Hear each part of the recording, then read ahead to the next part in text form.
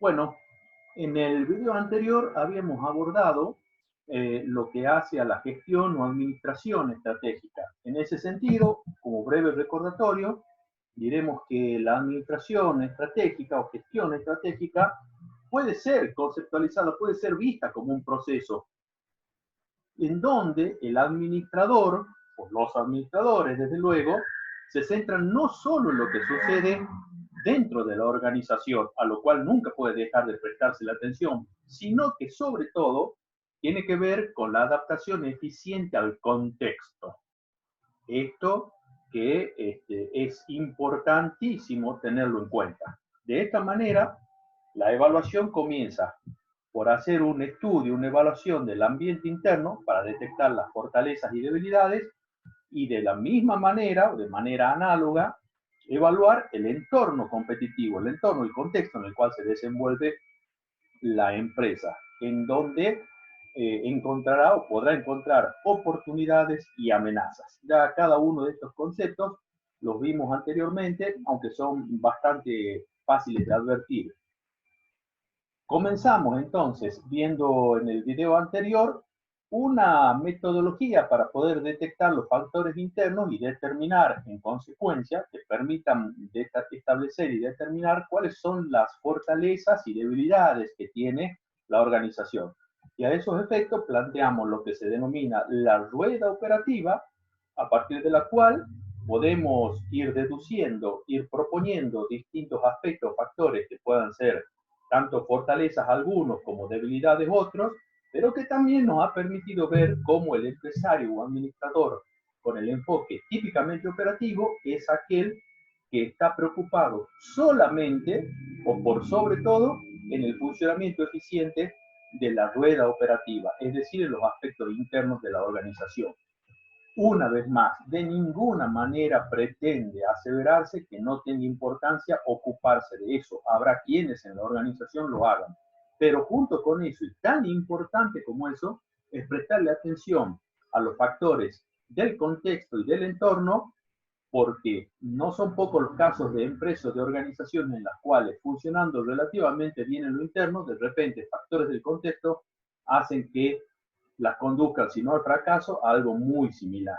De manera que ahora vamos a detenernos a hacer una evaluación de los factores externos o del entorno de las organizaciones. Vamos a presentar dos maneras de evaluar el contexto, de evaluar el entorno. De ninguna manera son complementarias, digamos, son complementarias, de ninguna manera puede tomársela como alternativa o disociada, no, pero nos presentan el contexto o el entorno desde diferentes algo enfoques, alguna un poco más detallada aquí. Esto que vamos a ver a continuación ya también fue visto en su oportunidad en la asignatura Principios de Administración y tiene que ver con lo siguiente. Partimos de ver a la organización o a la empresa de la cual se trate y respecto de ella apreciar ciertos aspectos o factores que, no formando parte de ella, la afectan de manera decisiva. Veamos, en primer lugar, los clientes, sin duda. Ninguna empresa, ninguna organización, pero ciñámonos al ámbito empresarial, ninguna empresa puede vivir un momento si no cuenta con clientes. Por lo tanto, la clientela, el aspecto, el espectro de los clientes es decisivo, que la empresa lo conozca, lo determine, lo trate de la manera en que considera óptima o deseable para mejorar la relación con los mismos. Pero además de los clientes, que son aquellos que reciben los productos o los servicios de la empresa, la organización o empresa tampoco funcionaría si no tuviese los proveedores, ¿verdad? Así que tan importantes como los clientes son los proveedores, aquellos que le suministran los elementos, las materias primas, los servicios a veces personales, etcétera. Por lo tanto, ese aspecto también incide muy importante, de manera muy importante respecto de todas las empresas y de cada una de las empresas. Por supuesto, los clientes y los proveedores habrá que, en cada caso particular, analizar de qué empresa se trata puntualmente. Acá hacemos una presentación de tipo genérica. Los competidores, que no son otra cosa más que aquellas empresas que se dedican a lo mismo que se dedica a la empresa que se está evaluando, que se está analizando, ¿verdad? Entonces, compiten o quieren lograr el mismo mercado o un mercado similar al que logra la empresa. Por lo tanto, influyen decisivamente, no cabe ninguna duda, en el funcionamiento de la organización y no forman parte de ella, desde luego. La situación del sector, en un momento vamos a ver a qué se llama sector industrial o sector económico de cada actividad. Entonces, si se trata de una venta de calzado, será la situación del sector del cuero, del calzado en general. Si se trata de la organización de un restaurante, habrá que ver el sector gastronómico. Si se trata de una empresa que presta servicios turísticos, habrá que ver cuál es la situación de ese sector, etcétera, así en cada caso que corresponda.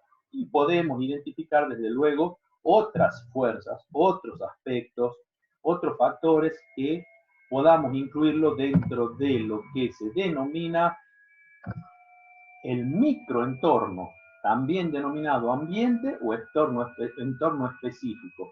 Son todas aquellas fuerzas, aquellos aspectos, aquellos factores que influyen decididamente, que pueden tener una influencia decisiva respecto de la organización. Acá, por ejemplo, no están graficados las organizaciones sindicales, que sin duda pueden afectar positivo o negativamente el funcionamiento de la empresa. Ahora bien, en el entorno, en el contexto de las organizaciones, existen otras fuerzas, otros aspectos, otros factores que también influyen sobre la empresa, pero de un modo más alejado, más mediato. El efecto se produce sin duda, pero de una manera un poco más lejana. Por ejemplo, la cultura y los valores sociales. Ninguna empresa puede funcionar si no tiene en cuenta esas consideraciones relativas a los valores sociales y culturales del entorno de la sociedad en la cual se desempeña. Eso es una cuestión que particularmente las grandes empresas, las transnacionales, conocen y respetan hasta cierto punto, ¿verdad?, en cada una de las distintas ubicaciones en que se desempeñan en todo el mundo. Las características del sistema social, cómo funciona, de qué manera, qué cosas son importantes y qué cosas no, cuáles son las llamadas a veces virtudes o vicios de ese sistema social, es otro de los factores que sin duda incide, no solamente en una organización, sino en todas las organizaciones, las llamadas características del sistema social. La política del Estado, más allá de los gustos y de las preferencias de cada persona, es un hecho que en la sociedad, en la época histórica que nos toca transcurrir, existe lo que se denomina los estados-nación generalmente, u otras formas de organizaciones estatales, y que tienen una influencia a veces más cercana, a veces más lejana, pero que sin duda con sus determinaciones influyen sobre el funcionamiento del conjunto social y desde luego en cada una de las empresas. Si hablamos de empresas particularmente, la economía, el funcionamiento económico tiene una influencia muy importante y es necesario que cada empresa, que cada organización lo tenga en cuenta al momento de hacer la evaluación del entorno. ¿Qué decir de la tecnología? Entendiendo que en este caso se está haciendo referencia a normalmente a las tecnologías de la información y de la comunicación. Incluso dependiendo de qué organización se trate la que se está evaluando o para la cual se está formulando esta evaluación, este análisis, la tecnología podría hasta formar parte del microentorno. Pero así no forme parte del microentorno, los avances tecnológicos, y de nuevo, particularmente de la tecnología de la información y de la comunicación, tienen una incidencia en el conjunto de la social y por lo tanto de todas las organizaciones o de una en particular. La demografía, esto es, la composición social por edades, por conocimientos, etcétera, de la población en la cual, de la población que compone la sociedad en la cual se integra esa organización, en la cual se desempeña. Es importantísimo que conozca, al menos dependiendo de qué tipo de empresa se trate, pero que conozca cuál es la conformación de esa sociedad. Y podríamos incluir o mencionar otras fuerzas. Lo que se quiere acá dejar en claro es que existen y que quien administra con una visión estratégica de ninguna manera puede dejar de lado. Este conjunto de factores o de fuerzas o de aspectos que influyen en las organizaciones en general aunque en nuestro caso estamos evaluando para uno en particular, de una manera más lejana se produce esa influencia no tan cercana como el microentorno, conforman lo que se denomina el macroentorno, también conocido como ambiente o entorno de tipo general. Un administrador que tenga mirada estratégica no solamente estará preocupado por lo que sucede dentro de la organización, sino que estará preocupado sobre todo por lo que está sucediendo fuera de la organización y podrá hacer esta diferenciación. A continuación vamos a presentar otra manera complementaria de la que ahora vimos respecto de cómo puede o cómo podría un administrador o un empresario estratégico hacer la evaluación del entorno, cómo es el contexto. Esta manera parte de considerar una empresa en particular, aquella para la cual se está realizando esta evaluación. Como todos seguramente sabemos, o al menos en alguna ocasión hemos leído, el conjunto de las empresas que producen bienes o prestan servicios es lo que se suele denominar como la oferta. Y acá está entonces representado gráficamente lo que sería el conjunto de esas empresas que producen bienes, que comercializan bienes o prestan servicios, denominado como la oferta. A su vez, esa oferta puede dividirse en los denominados sectores industriales, es decir, los distintos grupos de empresas o instituciones que comercializan los mismos bienes o prestan el mismo servicio. A los efectos gráficos, podríamos decir que allí tenemos dividido la oferta en los distintos sectores industriales. El sector del cuero, el sector agropecuario, el sector financiero, el sector comercial y a su vez dentro del sector comercial una infinidad de rubros, etcétera, etcétera, el sector de los servicios, el sector de la salud, etcétera, etcétera, etcétera. Nos damos cuenta que es un amplio abanico lo que pueden abarcar los sectores industriales. Muy bien, así tenemos entonces a la empresa para la cual se está practicando la evaluación definida o encuadrada dentro de un determinado sector industrial.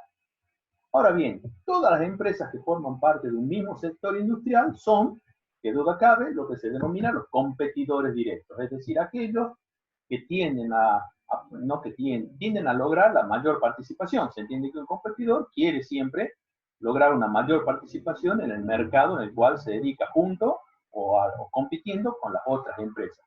Son los denominados competidores directos. Ahora bien, también están las denominadas otras fuerzas competitivas.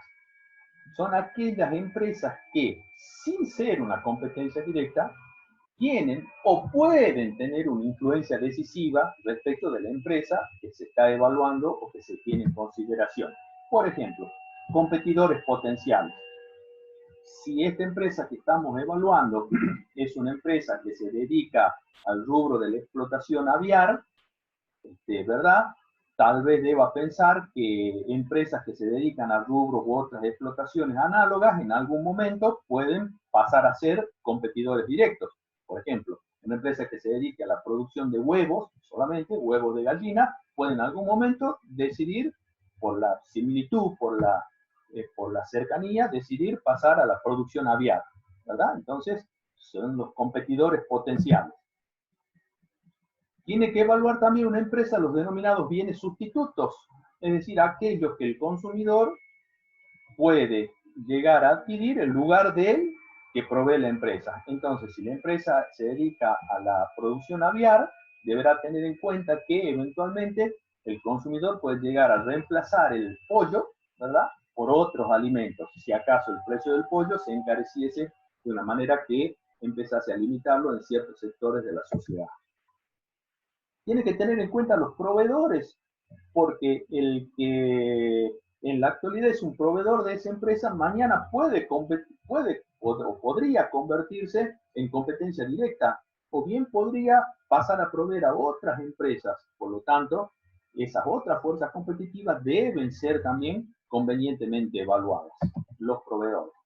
Los clientes, bueno, respecto a los clientes, no vale, ya está sobreentendido y suficientemente entendido que son la razón de ser y de existir de una organización. Pero además acá se lo está considerando como una fuerza competitiva porque tal vez el cliente, siguiendo con el ejemplo de la granja aviar, que compra una cantidad importante de pollos, en algún momento y por determinadas circunstancias pueda decidir ese cliente convertirse él en un productor avícola, con lo cual se convertiría en un competidor directo. Y son situaciones que las empresas deberían tenerlas convenientemente sopesadas con planes o decisiones ya previstos de antemano para el supuesto que eso sucediese. Pero además de todo eso, que ya de por sí es sumamente complejo, toda empresa que evalúe el contexto debería tener en cuenta las barreras de entrada y salida del sector. Barreras de entrada y salida se refiere a distintos tipos de dificultades o barreras, como el mismo nombre lo está diciendo, que puede tener el acceso a esa actividad, a ese negocio, a esa empresa. Por ejemplo, si se trata de cierto tipo de actividades, bancos, aseguradoras, ART son empresas u organizaciones para las cuales existen barreras legales, reglamentarias, importantes barreras que hacen muy difícil el ingreso. No imposible, de ninguna manera imposible, pero sí muy difícil. O pueden existir otras barreras de entrada que se están dadas directamente sin que haya tantas regulaciones, pero por las importantes inversiones en materia de capital que hacen que quede prácticamente fuera del alcance de amplísimos sectores de la sociedad. Por ejemplo, poner una despensa en un barrio mayormente no tiene barrera de entrada, pero decidirse a invertir y crear una petrolera está en el otro extremo. Requiere miles de millones de dólares y por lo tanto ese solo factor ya se constituye en una barrera de entrada. Y por supuesto después, así como de la despensa de barrio puede salirse de manera relativamente sencilla para pasar a otra actividad, salirse de la empresa petrolera también es un problema, ¿verdad? No resulta para nada sencillo, viendo barreras de entrada y en este caso también de salida de ese sector en el cual se está evaluando. Pero además tiene que tener en cuenta también los demás sectores industriales, qué es lo que sucede, porque quieras o no, en el concepto sistémico con el cual enfocamos la administración, la organización y el sistema social en su conjunto, de una forma u otra, lo que suceda en todo el ámbito de la sociedad, a lo mejor de manera más indirecta, lejana o hasta imperceptible, pero que sin duda de alguna forma llega un efecto sobre los demás sectores industriales, aunque a primera vista, en los restantes sectores industriales y sociales, aunque a primera vista pueda no advertirse o el efecto sea mínimo. Bien, por un lado tenemos entonces la oferta y allí está incluida la empresa para la cual se está realizando esta evaluación. Por otra parte, podemos tener en cuenta lo siguiente, que el conjunto de personas o de empresas, los consumidores, cuyos requerimientos, es decir, necesidades y expectativas, son o pueden ser satisfechas por la oferta, es lo que se denomina demanda. Todos nosotros, así como todas las otras empresas, salidas de su función de proveedores, somos de hecho consumidores en la sociedad en la cual vivimos. Ahora bien, una empresa, en particular cualquiera, caería en un error serio, caería en un error grave, y de hecho estos son pocas las empresas que pueden hacerlo así, pero al considerar la demanda como un todo indiferenciado, como que se dirige a cualquier sector, a cualquier segmento, sino que debe tener una distinción y aprender a distinguir cuáles son los clientes actuales o los clientes potenciales para sobre esos sectores dirigir su oferta. Para poder evaluar cuál es el funcionamiento de la demanda, podemos recurrir a este elemento gráfico que presentaremos a continuación y que se denomina matriz actitudinal de la demanda. En esta matriz actitudinal de la demanda, lo que se representa son percepciones, ¿verdad? Aquí, por más que luego puedan cuantificarse, en principio son percepciones de las personas, ¿verdad? No estamos en ese momento en el ámbito de la matemática, de lo perfectamente cuantificable o medible, sino cómo las personas actúan o actuamos frente a determinadas situaciones. De esa manera, en esta matriz actitudinal de la demanda, la empresa busca ubicar concretamente a cuáles consumidores o a qué grupos de consumidores son a los que pretende llegar y allí entonces sí posicionarse. Esta matriz actitudinal de la demanda podemos entenderla representada de la siguiente forma. Respecto de la actitud, pongámonos todos nosotros, cualquiera de nosotros, personas individuales, cuando requerimos un bien o un servicio, podemos hacerlo desde dos puntos de vista. Desde el punto de vista funcional, es decir, que satisfaga una necesidad elemental, una necesidad o un concepto que no puede ser obviado, o bien puede tener también una actitud suprafuncional, aquello que va más allá de lo funcional. Por ejemplo, trataremos de llevar este ejemplo. Cuando necesitamos hacer un escrito, por ejemplo, para tomar clases, lo que necesitamos es un bolígrafo. Un bolígrafo, y la inmensa mayoría, cuando son las clases o cuando eran las clases presenciales, esperemos volver no dentro de mucho tiempo, un bolígrafo que ande y que nos permita tomar nota de las cosas que se dicen, de las cosas que se hablan, etc. Cualquier bolígrafo de bajo costo nos permite satisfacer esa necesidad que es la de escribir. Ahora bien, hay ciertas situaciones, ciertos ámbitos sociales, ciertos lugares. Por ejemplo, una actitud suprafuncional es que en una reunión de altos ejecutivos de cualquier empresa o de bancos, difícilmente alguno de ellos tome el mismo bolígrafo que utiliza un estudiante o que utilizamos nosotros en la universidad para tomar notas. Seguramente extraerá una lapicera de cierta marca, con ciertas características, etcétera, que sirven para escribir. Al final de cuentas cumple la función, pero llena una expectativa en el contexto en el cual se utiliza ese otro bolígrafo o esa otra lapicera. Ahí está la actitud suprafuncional. Y las especificaciones que tienen que ver con las características del producto o del servicio, ¿sí? Que podríamos en cierta forma asimilarlo en cierta manera a la idea de la calidad, si es de baja o alta calidad, ¿verdad? Entonces, el bolígrafo puede ser un bolígrafo que se compra a bajo costo en cualquier librería del barrio o en cualquier otro lugar. O bien puede ser de una especificación alta, que será seguramente la que use el ejecutivo o gerente de un banco en una reunión de directorio, ¿verdad? Que además de escribir, marca o forma parte de distinguirlo, o de distinguirla a esa persona al usar determinada lapicera de tales formas, de tales marcas, o que tengan tales o cuales otras características. Que escribe, por supuesto, sirve para tomar nota, pero además marca una presencia.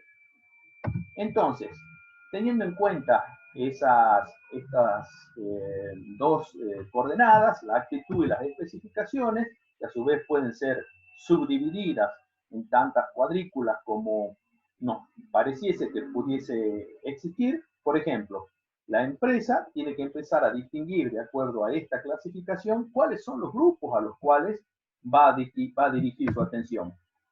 Esto es la demanda, ¿verdad? Por ejemplo, un subgrupo podría ser el que aparece en este momento. Un producto o un servicio con especificación baja y que cumpla con una prestación funcional. El bolígrafo que decíamos, de bajo costo. Listo. Sirve para escribir y solo para escribir. Es más, si se pierde, todos sabemos que en las facultades, en las escuelas, los bolígrafos, las lapiceras se pierden, se encuentran, etc. No es un gran problema eso, ¿verdad? Ahora, o podríamos también ubicarlo respecto de otros productos, de otros servicios, ¿verdad? Cada uno, por favor, tómese el trabajo de pensar en alguna empresa, en alguna organización, entonces piense en un restaurante, en una peluquería, en una concesionaria de autos, etcétera, y trate de ubicarlo dentro de esta matriz actitudinal de la demanda. O bien podría ser que se trate de algún producto, algún servicio que cumpla con la función, pero que sea de una característica, ¿verdad? De una especificación más alta, ¿verdad? No solamente que la virome o la lapicera sea la más económica del mercado, sino que tenga ya algunas otras caracterizaciones que las llevan a que además de escribir, tenga algunas características que la distingan. O bien incluso que tengan una actitud suprafuncional, todo aquello que hace que ya en términos de las percepciones sociales, ¿verdad? Del entramado social, hace que la persona se siente identificada como formando parte de determinados colectivos sociales, a lo cual se asocia la ropa que utiliza, los términos que utiliza, los modelos de corte de pelo, las expresiones, etcétera, hacen que se sienta formando parte de determinados grupos. Bueno, son actitudes suprafuncionales. Y una empresa no puede quedarse solamente, como decíamos hace un momento, en considerar que la demanda van a venir todo el mercado corriendo a comprar el bien o el bien que vende o el servicio que presta. Entonces, la empresa para la cual estamos evaluando, para la que está elaborando está evaluando este contexto, decidirá, ¿verdad?, a cuál de estos sectores dirigirse. ¿Sí? Bueno, ubicará cuáles son aquellos a los que se dirige. En este caso, por ejemplo, esta empresa en particular se dedica o destina sus esfuerzos de venta a clientes que lo ubican con una actitud suprafuncional y con especificaciones altas. ¿Sí? Por decir algo, uno puede ir a una peluquería en un shopping y ver que el precio es X y claro, la atienden de cierta manera, o puede ir a una modesta peluquería en un barrio donde le van a hacer el mismo corte, pero el precio va a ser un cuarto de X. El ambiente será otro, en fin, pero el pelo se lo van a cortar lo mismo, ¿verdad? Entonces no estaría ubicado acá, estaría ubicado más bien acá. Bueno, habrá diferentes empresas que tomarán como objetivos esos sectores de la demanda. Entonces, la empresa de la que se trate tiene que analizar y evaluar a los competidores directos. Estamos pasando en limpio lo que vamos viendo. A los competidores potenciales, los productos o servicios sustitutos. Tiene que evaluar adecuadamente a los proveedores, a los clientes, a las barreras de entrada y salida del sector, a los demás sectores industriales, a toda la demanda y a las alternativas de posicionamiento que puede tener. Y además, no está dicho en el gráfico anterior, al posicionamiento que tomen los competidores. Parémonos acá un momento y veamos del empresario operativo, aquel que está centrado solo en que la rueda operativa funcione de la manera más eficiente posible, ¿verdad?, que es importante y alguien debe ocuparse de eso, a este empresario o a este administrador que tiene una visión del contexto. Una visión del contexto que por algunos cambios podría hacer que la empresa, por más eficiente que resulte la rueda operativa, en algún momento, si no quiebra, esté cerca de ello, ¿no? Puede afectarla mucho. Por lo tanto, para completar esta evaluación no es suficiente solamente estos 9 ítems que vamos mencionando, sino que volvemos acá por un momento a este gráfico que relaciona la oferta con la demanda y decimos, bueno, esto no opera en el vacío, no es un experimento químico en un laboratorio, esto funciona dentro de un contexto nacional y no hemos incluido acá contexto regional o contexto local que, como sabemos perfectamente, deberían ser considerados. Entonces lo pongamos en un contexto nacional. Pero a su vez sabemos que el mundo en los últimos años se ha vuelto cada vez más pequeño. Las tecnologías de la información y la comunicación nos permiten a todas las personas con alguna tecnología o medios tecnológicos cada vez más disponibles saber en el acto, o por lo menos creemos saber lo que nos cuentan los medios, qué sucede en cualquier parte del mundo, lo que se denomina el contexto internacional. Una empresa y un empresario con perspectivo, con enfoque estratégico, debería tener en cuenta estos contextos, el contexto nacional y el contexto internacional, sin ninguna duda, sin ninguna duda. Pero a su vez, cada uno de esos contextos puede entenderse integrado por otros subcontextos que se superponen y complejizan el análisis y que podrían ser los siguientes, por mencionar los más importantes solamente. El subcontexto económico, nacional e internacional, y si alguien quisiese también, el local. El subcontexto sociocultural, nacional e internacional, y también el local.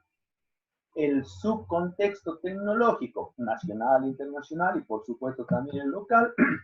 Y el subcontexto político-legal, de igual modo la evaluación. Y nos damos cuenta de la tremenda complejidad que significa esto. Entonces, quien pretenda hacer una una evaluación de orden estratégico, conducir con sentido estratégico una organización, va a tener que realmente comprometerse con evaluaciones completas. Entonces, no solamente tiene que ver los 9 aspectos que mencionábamos hace un momento, sino que la evaluación estratégica del contexto lleva a ver el subcontexto económico, nacional e internacional, local podemos agregar, el subcontexto político-legal, subcontexto tecnológico, subcontexto sociocultural, la oferta internacional y la demanda internacional, que tiene que ver con importaciones y exportaciones, ¿verdad? O sea, a esta altura alguien puede decir, ¿cómo hago para saber todo esto? Bueno, practicando, sin duda, practicando y obviamente dedicándose a ello y tenerlo presente. Y lo más importante, según el autor que plantea esta perspectiva, que es percibir cómo todos, y vamos a remarcar, todos los contextos, subcontextos y variables se interrelacionan e interactúan de manera dinámica. Así que no es solamente cuestión de ver, bueno, yo he visto los proveedores, ya está, lo dejo aparte, ahora me dedico a ver cómo se posicionan los competidores, ya está, lo dejo aparte. No. Una vez que están evaluados, a su vez, entre los distintos aspectos o factores, contextos y variables, están relacionados e interactúan, de manera que es extremadamente complejo lograr una evaluación del contexto, lo cual no significa que no deba hacerse, al menos hasta donde se pueda o se llegue. Para mostrar, para darle como un cierre o un epílogo a esta parte, diremos entonces que allí tenemos graficado lo que hace un momento mostrábamos. Ahí está la empresa para la cual estamos evaluando. Esa empresa individualmente considerada, sacamos acá de este puntito, la ve el administrador o las personas que tienen el sesgo de típicamente operativo. ¿Tiene que funcionar la rueda operativa? Claro que sí.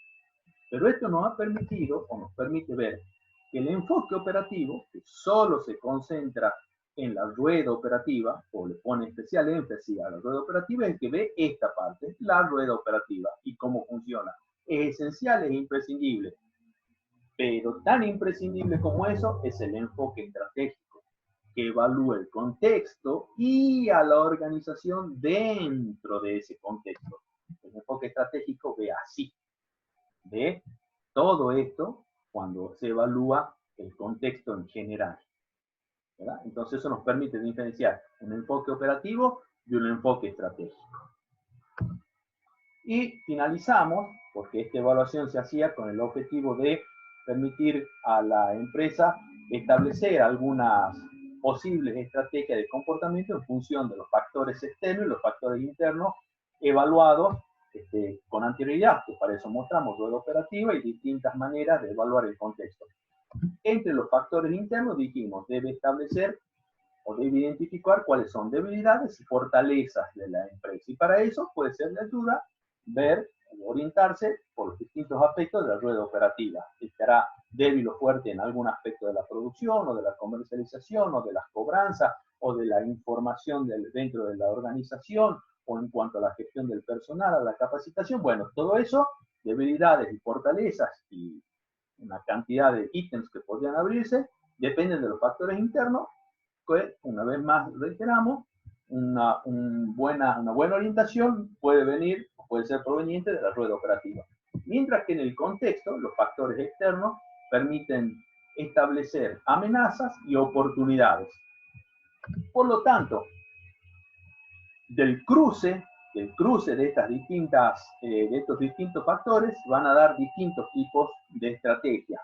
A nivel conceptual lo estamos hablando siempre. La peor de todas las situaciones para una empresa sería que tenga sobre todo amenazas del contexto, del entorno y debilidades en cuanto a los aspectos internos. Entonces, la estrategia, la decisión será minimizar ambas, minimizar las debilidades y minimizar hasta donde pueda, son cuestiones del entorno, del contexto, sobre las cuales en principio una organización en particular prácticamente no tendría influencia.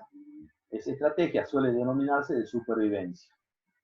Ahora bien, puede encontrarse en una situación DO, la anterior era DA, esta es una situación DO, en la cual, si bien es cierto ve que prevalecen las debilidades en cuanto a los factores externos, aprecia también que puede haber oportunidades o que hay oportunidades en cuanto al contexto. En este caso, la decisión es, bueno, minimizar esas debilidades o protegerse de esas debilidades y maximizar y aprovechar hasta donde se pueda las oportunidades que brinda el entorno. En términos genéricos, esa estrategia se denomina de reorientación. Podría ubicarse también en una situación que en el contexto detecte amenazas, pero en los factores internos prevalezcan las fortalezas, en una situación FA. En ese caso, como ya seguramente lo van deduciendo, la decisión o la estrategia será maximizar las fortalezas, sacar el máximo provecho de las fortalezas con que cuente esa empresa, minimizando o protegiéndose hasta donde se pueda, lógicamente, de las amenazas. Esas amenazas, al ser del contexto, no dependen de una empresa en particular, al menos en principio. Esa estrategia se denomina, en términos genéricos, en términos generales, una estrategia defensiva. Y finalmente, la situación más provechosa para cualquier empresa sería una situación FO, en la cual encuentra oportunidades en el entorno, en el contexto, y además la combina con rasgos de fortalezas o aspectos de fortalezas en lo que hace al ámbito o ambiente interno de la organización. En ese caso, la estrategia será maximizar ambas situaciones, aprovechar al máximo las fortalezas y aprovechar al máximo las oportunidades, dando lugar a lo que puede denominarse en términos genéricos las estrategias ofensivas.